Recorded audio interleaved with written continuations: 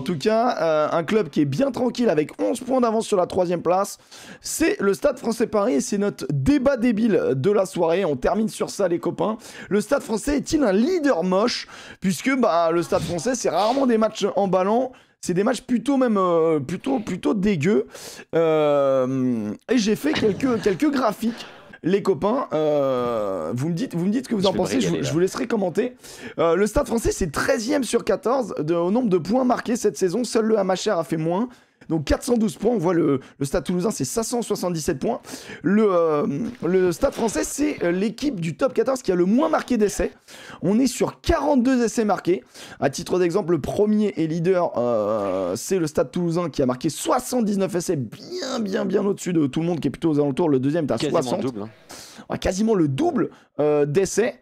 Si je continue un petit peu dans mon analyse, on peut se dire ils s'appuient sur une grosse défense, alors ils doivent jouer propre. Et pas tant que ça. 21 cartons jaunes, ils sont 13e au niveau des cartons jaunes. Oyonnax, on a pris 25. Juste derrière, c'est le Stade Français avec 21. Et ensuite, les autres équipes se trouvent au niveau de 16 avec Castres Olympique et l'USAP. Donc ça se fait cartonner quand même. Et malgré ça, c'est la meilleure défense du top 14. C'est là-dessus qu'ils gagnent leur match. Donc on en conclut que le Stade Français, quand tu regardes un match du Stade Français, ça va pas mettre beaucoup de points, mais ça va pas beaucoup en prendre. Donc c'est plutôt des matchs tactique, stratégique, de gestion du ballon.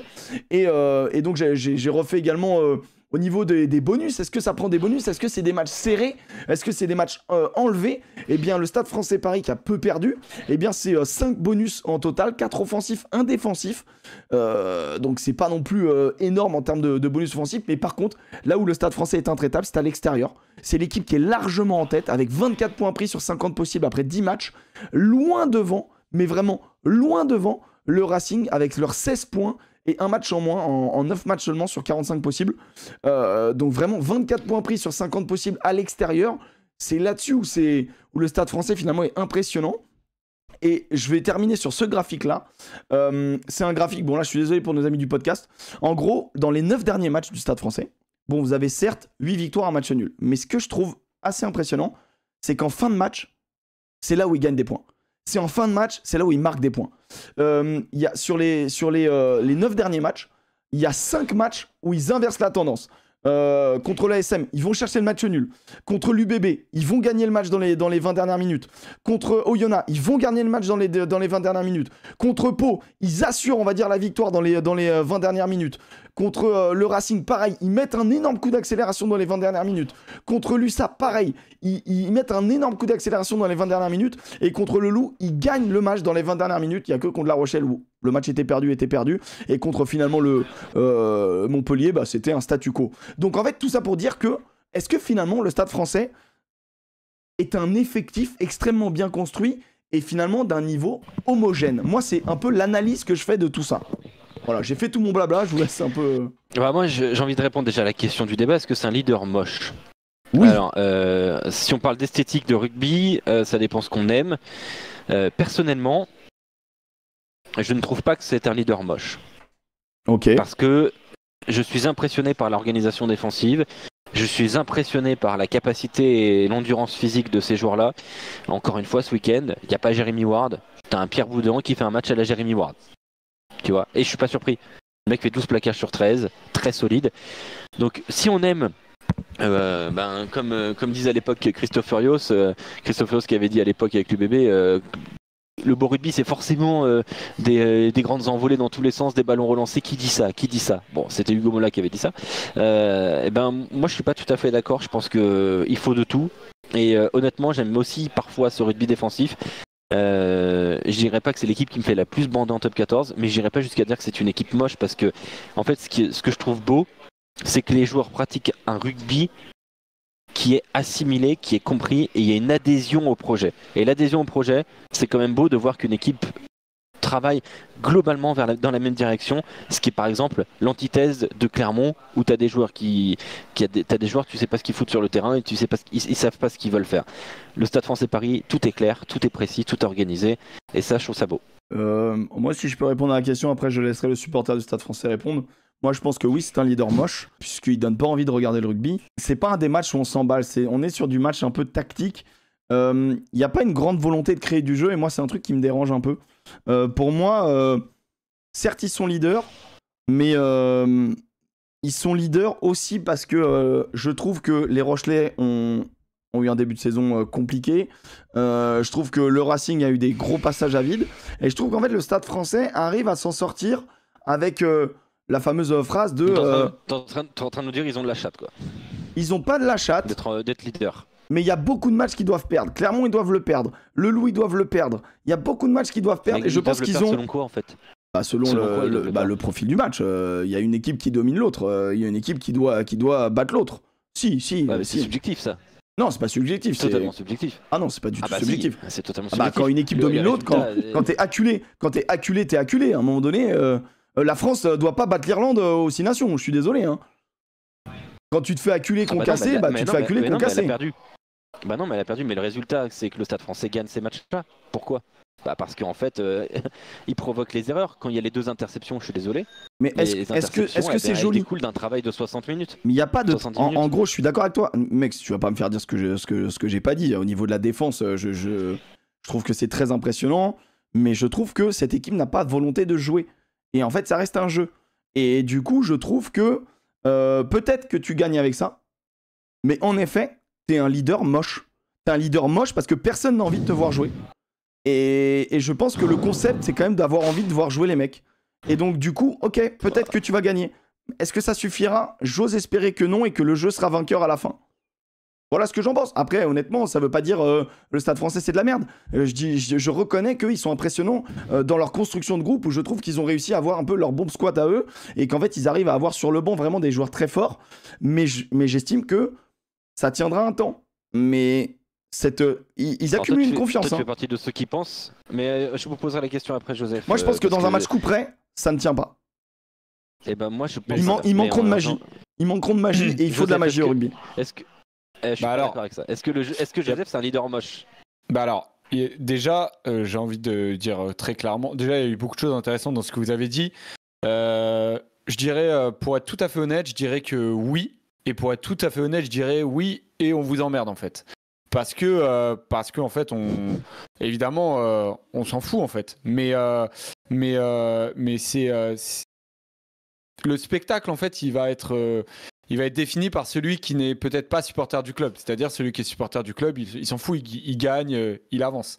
Maintenant, comment ne pas se rendre compte que cette équipe elle est belle par différentes manières, c'est-à-dire une défense qui est exceptionnelle, mais c'est des trucs d'ultra spécialistes. Maintenant, est-ce qu'elle manque de magie? Je suis pas d'accord avec toi, Aymeric. De la magie, il y en a, mais en fait, c'est de la magie individuelle. La magie, hein. Non, mais c'est de la magie individuelle et j'entends complètement que offensivement, quand c'est pas de la magie collective, c'est dommage quoi. Quand tu vois Dakuaka traverser le terrain, Makalou le traverser, une fois c'est Abel Köfner. En fait, les mecs ils font des perfs individuels les uns après les autres. Ils sont capables d'aller chercher des essais, Léo Barré aussi, où tu te dis mais en fait c'est un peu dégueulasse quoi. On n'a pas envie de les regarder. Des fois tu te dis en fait peut-être regardez-les parce qu'il y a des failles dans cette équipe que vous regardez peut-être pas assez.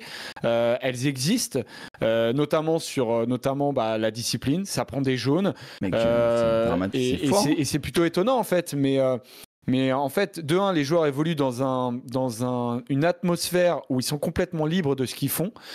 Et c'est pour ça qu'ils ont aussi des perfs individuels qui sont aussi hautes des fois, et pas tout le temps les mêmes, contrairement à ce qu'on peut imaginer, que le turnover et la concurrence, elle marche à plein régime, qu'au final, ça lâche aucun match, parce que l'effectif a été bien construit et qu'en fait tu as très peu d'internationaux et voilà, et je disais, la dernière fois je le disais, c'était la meilleure équipe des non internationaux, et peut-être qu'au final ça va donner des idées à d'autres clubs pour les prochaines années dans la construction d'effectifs, et peut-être pas aussi dans le bon sens, parce qu'on se rend compte en fait que pour la saison régulière au moins, c'est peut-être pas une bonne idée d'avoir autant d'internationaux. En tout cas, de les recruter. Quand tu les crées toi-même, tu les gardes. Mais les recruter, ça pèse tellement dans la masse salariale et tu risques de te les faire voler en plus par le 15 de France ou d'autres sélections. Et après, la dernière question, c'est jusqu'où? Moi, j'avoue que je ne peux pas répondre à cette question. J'ai envie que ça aille très loin. Mais en fait, on ne peut pas savoir. Parce que là, il y a des gens et ça m'intéresse beaucoup, évidemment. Mais je ne sais pas. Franchement, je ne sais pas. Il y a des gens, Joseph, qui vont te dire qu'en phase finale, il faut proposer plus. parce que tu as plus d'adversité, parce que tu as des équipes qui sont mieux préparées, parce que tu as des meilleurs coachs en face. Et ça, j'entends. Mais parfois aussi en phase finale, il faut savoir faire moins. C'est-à-dire savoir aussi jouer plus restrictif, savoir aussi jouer plus tactique. Et alors, il y a toujours ces deux lectures-là. Est-ce qu'il faut être capable de plus jouer pour faire vaciller des défenses qui sont mieux organisées, ou il faut savoir prendre moins de risques pour être plus en maîtrise de ton rugby. Et donc ces deux lectures-là peuvent s'opposer. Je pense que le Stade français est capable d'être totalement maître de son jeu. La véritable question qui se pose, et moi je trouve ça absolument passionnant et j'ai hâte de voir, c'est est-ce que le Stade français peut se retrouver dans une situation où il va falloir un plan B, et l'ont-ils ce plan B? Bah, c'est-à-dire que si le Stade français est mené de 13 points, qu'est-ce qui se passe? C'est ça la question. Qu'est-ce qui se passe? Mais tu sais que moi je suis assez d'accord. Je suis dans la question, est-ce que ça va aller plus loin? Moi je suis très pessimiste sur cette question. Hein. Je pense que ça n'ira pas très loin. Paris ne sera pas champion. Et si aujourd'hui, c'est une phase finale qu'on voit. Alors oui, dans la construction du jeu, je suis entièrement d'accord avec toi. Mais dans la qualité individuelle sous pression, je pense qu'en demi-finale, tu tombes sur un UBB qui a des joueurs expérimentés au final qui jouent les matchs sous pression parce qu'ils ont d'internationaux. Je pense qu'à la fin, ça fait une différence. Et oui, ça a ses limites, mais ce sera extrêmement chiant d'aller gagner. Maintenant, après, est-ce que pour le rugby, c'est une bonne chose que le Stade français soit leader? Moi, de toute façon, ça fait longtemps que je défends l'idée que avoir des doublons et l'accepter dans ce rugby-là, bah, au bout d'un moment, oui, tu te retrouves avec des équipes qui en profitent et qui savent les utiliser. Bon, bah, tu peux rien dire à ce moment-là. Soit tu continues à t'élever contre les doublons, soit tu l'acceptes et bah voilà. Ouais, je pense qu'il vaut mieux essayer de l'accepter et de trouver des solutions. Bah voilà. Donc au final, bon bah aujourd'hui, c'est plus facile de faire ce que fait le Stade français. Aussi. Ouais. Toi, Émeric, tu penses quoi? Tu penses qu'en phase finale, il faut mieux être maître d'un rugby qui est peut-être plus restrictif, ou il faut être capable de se surélever et d'inverser la donne face à des équipes qui sont mieux organisées? Je pense que le deuxième championnat commence quand le premier termine et que du coup, oui, en effet, il faut savoir faire plus. Et je pense que en fait je disais le chat, il y a un truc qui est assez intéressant qui va un peu à l'encontre de ce que je pense. Moi je me dis les derniers vainqueurs ils ont gagné avec du jeu, mais c'est vrai que Grad par exemple dans le chat dit aujourd'hui le rugby c'est pas celui qui envoie du jeu qui gagne, c'est triste, mais pour l'instant c'est comme ça. Je suis pas trop d'accord avec ça. On va sans doute m'opposer la Coupe du Monde, mais tu vois au top 14 c'est différent. La Rochelle, la finale, le Toulouse La Rochelle, ouais, voilà. La Rochelle produit plus de rugby que Toulouse. Et pourtant, eh bien, la Rochelle. Difficile de comparer effectivement le rugby de club et le rugby international. Les deux produisent du rugby et il y a Up Rugby que j'embrasse qui est dans le chat YouTube qui dit: est-ce que les individualités ne sont pas le propre de ce sport de duel en réponse à ce qu'on disait où ça manquait peut-être de X-Factor et de jouer. Et je trouve que c'est assez philosophique, mais finalement c'est très intéressant. Tu trouves qu'il manque de X-Factor toi dans cette équipe? Moi je trouve qu'il y en a une flopée de X-Factor dans cette équipe. En fait il y en a. Ouais, Dakuaka, Barré. En fait, est-ce qu'au poste clé t'as des X-Factor? Est-ce que 9-10 t'as des X-Factor? Je sais pas. Hein. Franchement, je sais pas. Est-ce que devant vraiment? En tout cas, t'as pas des grands joueurs internationaux, ça c'est une réalité. Brad Weber, il fait un match monumental. Ouais, c'est fort, mais c'est pas X-Factor. À la fin, il est pas. À la fin, il est pas. Vous trouvez Weber? Bah, écoutez, c'est moi c'est ma vision. Je trouve pas Weber. Fort sur très bon, les barbecues, c'est bien joué, mais le reste. Jérémy Ward est un X-Factor. Non, c'est pas un X-Factor, c'est un joueur du devoir, c'est un très bon joueur, mais c'est pas un X-Factor, pas du tout, j'y crois pas. C'est un joueur de devoir, un joueur de système, mais c'est pas un X-Factor. En tout cas, c'est pas ma vision du X-Factor, moi, Alex. Je vois ce que tu veux dire, il peut te faire gagner des matchs. Mais X-Factor, vous voyez, pour prendre un peu de recul, est-ce qu'ils sont moches? Je pense que on peut dire oui. Moi, j'ai pas honte de dire que oui, le Stade français joue moche et je comprends qu'on n'ait pas envie de regarder jouer le Stade français maintenant. Il faut essayer de comprendre aussi que jouer beau et gagner, c'est très dur. C'est beau, moi. C'est très dur. Moi, je suis pas d'accord avec vous, les gars. La maîtrise, c'est beau. Oui, c'est beau, mais si tu veux, la beauté dans le sens où l'opinion publique l'entend et intéresser le lambda qui regarde pas tout le temps le rugby. Attends, c'est hyper intéressant parce que moi, je trouve pas que le Stade français gagne en maîtrise. Hein. Moi, je trouve que ce Stade français maîtrise totalement son rugby. Il y a une forme de maîtrise. Ils maîtrisent la défense, ils maîtrisent leur défense terrible. mais ils maîtrisent pas nécessairement les matchs. Hein. Enfin, je trouve que c'est quand même. Tu vois des moments de panique, toi, dans cette équipe? Moi, ils sont obligés de gagner sur la fin, quoi. Ils gagnent à chaque fois. Ouais, mais en fait, ça bascule sur la fin. La sensation que j'ai, c'est que à chaque match. Je reprends les mots de Patrice Colazo. Quand on joue le leader et la meilleure équipe de la saison à l'extérieur et qu'on n'a rien, on meurt à 2 points, mais l'écart est colossal sur ce match. Entraîneur de Montpellier. Tu me parles de Montpellier, mec. 100 ballons en touche, 100 ballons en mêlée, des rucks pas très propres. On a beau mettre l'énergie du désespoir, ça ne suffit évidemment pas. 100 ballons face à une équipe hyper hermétique et froide, c'est compliqué. Il y a 2 points d'écart au tableau d'affichage, mais il y a quand même un gros écart entre les deux équipes. Et il dit à la fin, vu le match, je le prends, ce bonus défensif. Ouais, non mais d'accord, oui, très bien. Bouillant. Le mec, il te on parle du 13e, qui est pas bien, qui s'est fait défoncer. Mec, attends, c'est pas la même contre le Loup. Non plus, mec, le Loup et l'ASM qui font pas qui font pas une très grande saison. Et bah ils auraient dû le prendre ce match contre le Stade Français. Et le Stade Français était pas serein et dominant. Mais tu les écoutes à la fin des matchs. Et bah tu confirmes tout ce que je dis en fait, c'est Emric. Ouais. Tout le monde aurait dû battre le Stade Français, sauf que personne ne le fait. Mais tu sais qu'à la fin d'ailleurs, Emric, à la fin des matchs, quand t'écoutes une demi-finale. Tout le monde aurait dû battre l'Afrique du Sud en Coupe du Monde, mais tout le monde a perdu. Mais je pense que à Emric, quand il y a un championnat qui démarre, un autre qui commence, un championnat qui démarre, un autre qui s'arrête, je suis d'accord avec toi. Donc ce sera une nouvelle vérité et on verra bien ce qui peut se passer. Mais en fait, quand tu écoutes les adversaires du Stade Français, ils sont dans une espèce de sensation complètement paradoxale où ça rejoint ce que tu dis, c'est-à-dire que en fait, on est frustré, on aurait dû gagner. Et en même temps, quand tu leur poses une deuxième question, c'est « Ah mais quand même, il y a de la maîtrise ». Et ce mot « maîtrise » revient énormément dans les bouches. Et je pense que ce que propose le Stade Français cette année, c'est une espèce de forme nouvelle. Je dis pas que c'est voulu du tout. Je dis qu'il y a et de la maîtrise et ce côté où tu es au bord du précipice. En fait, le Stade Français, c'est un peu le mec qui marche sur une espèce de sur les cordes tirées, sur les fils tirés, où t'as l'impression qu'il maîtrise rien, qu'il va tomber. En fait, il tombe jamais. Qui tombe pas. Bah voilà. Et c'est assez étonnant à regarder. Et aujourd'hui, ils ont une avance qui est démentielle. Tu les regardes jouer, tu te dis, tu sais pas trop pourquoi. Mais en fait, quand tu regardes, tu commences un peu à te dire, c'est ok. Après, sur le débat. Oui, moi j'entends que ce soit pas le rugby qu'on ait envie de voir. Par contre, une équipe qui veut gagner, elle a intérêt de s'inspirer de beaucoup d'éléments du jeu du Stade Français. Mais t'as résumé le truc, c'est-à-dire que on joue moche, oui, et on vous emmerde parce qu'on gagne. En vrai, t'as résumé ça. Je pense que j'ai commencé par ça. C'était même pas à ton encontre parce que tu disais oui. Je sais très bien, mon ami, je sais très bien. Et même moi, j'essaye de réfléchir aussi dans ce sens-là, en appuyant un peu aussi nos arguments dans un sens ou dans l'autre. Mais la vérité est un peu mieux. D'essayer d'être binaire le plus possible pour que vous ayez, vous, les auditeurs et ceux qui regardent, le plus de clés pour vous faire votre propre opinion. Je crois quand même qu'il y a aussi la saison qui génère de la confiance. C'est-à-dire qu'il y a un moment donné où le Stade Français aurait pu basculer dans une saison bourbier.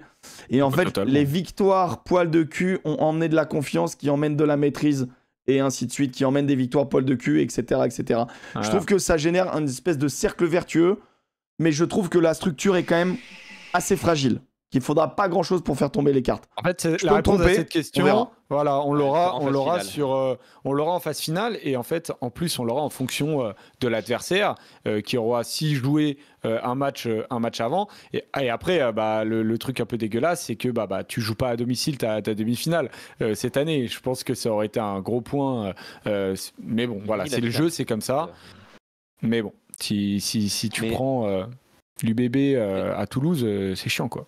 Et un dernier point, l'architecte de tout ça, c'est Paul Gustard. Pour ceux qui ne le connaissent pas, c'est l'entraîneur à la base de la défense de cette équipe du Stade Français Paris, qui a été le manager durant la Coupe du Monde en attendant l'arrivée entre le départ de Quesada et l'arrivée de Laurent Labitte et Karim Ghezal. C'est lui l'architecte de ce jeu-là, c'est lui le plan de jeu. Et Paul Gustard aujourd'hui, je pense que son agent doit lui dire qu'il a une très très bonne presse et qu'il peut devenir un head coach dans un grand club, je pense. Je pense qu'il a les épaules pour. En plus, les joueurs l'aiment beaucoup. Et il peut aussi devenir un entraîneur de la défense d'une grande sélection. Moi, si j'étais en recherche d'un entraîneur de la défense, j'étudierais le cas Paul Gustard parce qu'il y a un moment aussi où il va falloir qu'il soit assez mis en avant par le Stade Français de Paris. Il va bien falloir gérer son cas parce qu'il y a un jour où il va se barrer. Après, il y a un tout dernier point que j'aimerais aborder sur le Stade français, et ce qui est intéressant pour les autres clubs aussi à regarder, c'est que le turnover organisé par Labitte et par Guézal, il se fait surtout sur les avants. Alors, il se fait aussi sur les arrières, mais il se fait énormément sur le paquet d'avant. Énormément. Pierre Boudeux en ce week-end à Montpellier, c'est impressionnant. Ouais, mais lui, tu vois, il enchaîne. En fait, les arrières, ils leur font faire des séries. Et en fait, il enchaîne depuis qu'il est revenu de blessure. Au bout d'un moment, il enchaîne. Et en fait, devant, par contre, ça change, mais en permanence. Il n'y en a aucun.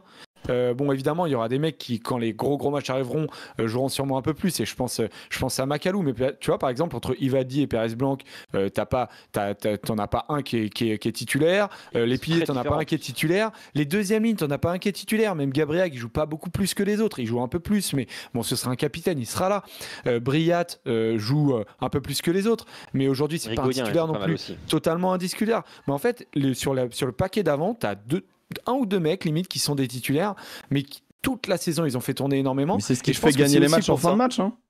Voilà, donc dans la construction d'effectifs, c'est plus intéressant, je pense, pour des équipes qui ne sont pas La Rochelle ou Toulouse, qui peuvent vraiment recruter des mecs monstrueux dans les packs. Aujourd'hui, d'avoir 4 deuxième lignes qui vont être un peu à un niveau intermédiaire, juste en dessous du niveau international, que d'avoir un mec niveau international et finalement 3 autres qui sont un peu en dessous, qui vont un peu se battre, etc.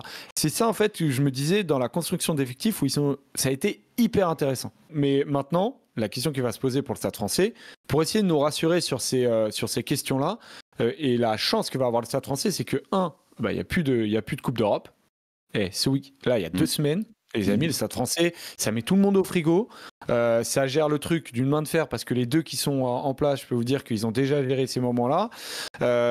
Derrière, tu vas avoir... il reste combien de matchs, les gars? Il reste 5 en top 14. Il reste 6 matchs. 6. Il reste 6 matchs. Je pense que pour le coup, ils vont avoir la possibilité de mettre en place une équipe type.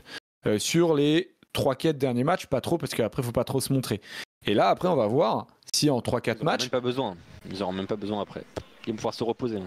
Après, il ne faut pas trop se reposer, attention. Bah ouais, c'est pour ça, il faut prendre du rythme avec une équipe et trouver des repères. Parce que, comme le dit Aymeric, quand tu regardes cette équipe, elle tourne et c'est pour ça aussi qu'elle a du mal à mettre le grappin sur le match et à faire des écarts. Parce qu'en fait, à chaque match, il y a une espèce de mécanique qui doit se remettre en place. Donc, tu joues sur les bases et tu ne te poses pas trop de questions.